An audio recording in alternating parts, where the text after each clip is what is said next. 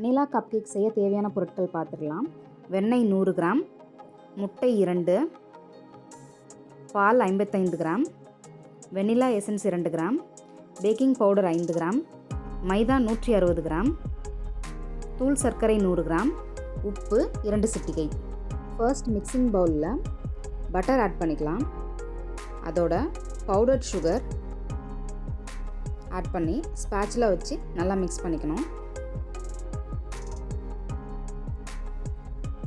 இந்த மாதிரி கீழேருந்து மேலே வர மாதிரி இந்த ஸ்பேட்சுலா வச்சு மிக்ஸ் பண்ணணும். இந்த மாதிரி மிக்ஸ் பண்ணும்போது நமக்கு எந்த ஒரு க்ரம்ஸும் இல்லாமல் நல்ல க்ரீமி டெக்ஸ்சரில் கிடைக்கும். பட்டரும் சுகரும் நல்லா மிக்ஸ் ஆகிற அளவுக்கு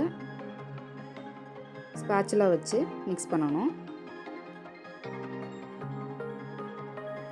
இந்த மாதிரி க்ரீமி டெக்ஸ்சர் வந்ததுக்கப்புறம் ட்ரை இன்க்ரீடியன்ட்ஸ் ஆட் பண்ணிக்கலாம்.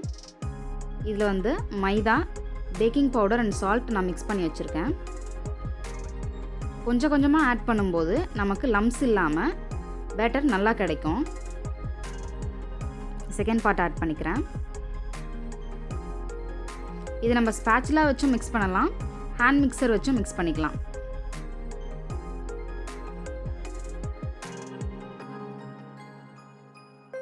பாருங்கள், எந்த ஒரு லம்ஸும் இல்லாமல் நமக்கு ஈவனாக கிடைக்குது. தேர்ட் பார்ட் ஆட் பண்ணியிருக்கேன். தேர்ட் பார்ட் ஆட் பண்ணதுக்கப்புறம் பேட்டர் கொஞ்சம் கெட்டியாக தான் இருக்கும்.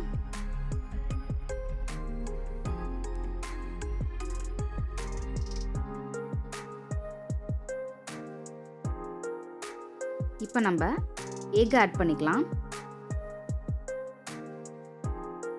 2 முட்டையை நல்லா மிக்ஸ் பண்ணி அதுக்கப்புறம் ஆட் பண்ணியிருக்கேன்.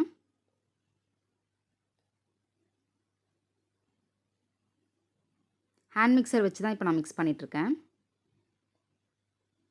இந்த மாதிரி கன்சிஸ்டன்சி வந்ததுக்கப்புறம் நம்ம இப்போ பால் ஆட் பண்ணிக்கலாம்.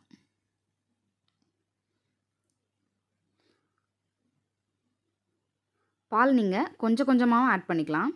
நான் மொத்தமாக ஆட் பண்ணியிருக்கேன். நல்லா ஈவனாக மிக்ஸ் பண்ணணும். பாருங்கள், மிக்ஸ் பண்ணதுக்கப்புறம் நமக்கு இப்படி தான் இருக்கும்.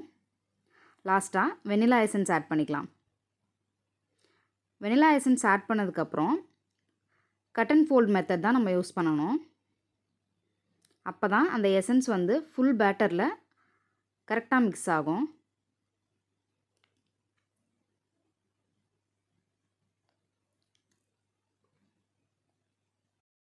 அவ்வளோதான், பேட்டர் ரெடி ஆகிடுச்சு.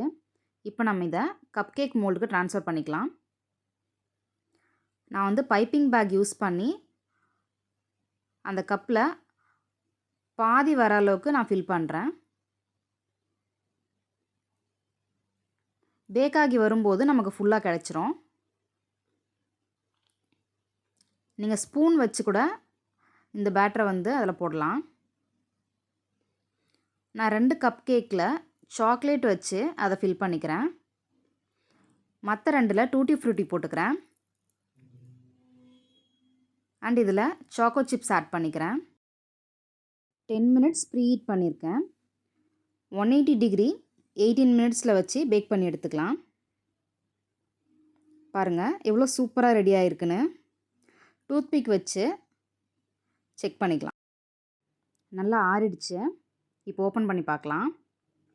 பாருங்கள், எவ்வளோ ஃப்ளஃபியாக வந்திருக்குன்னு.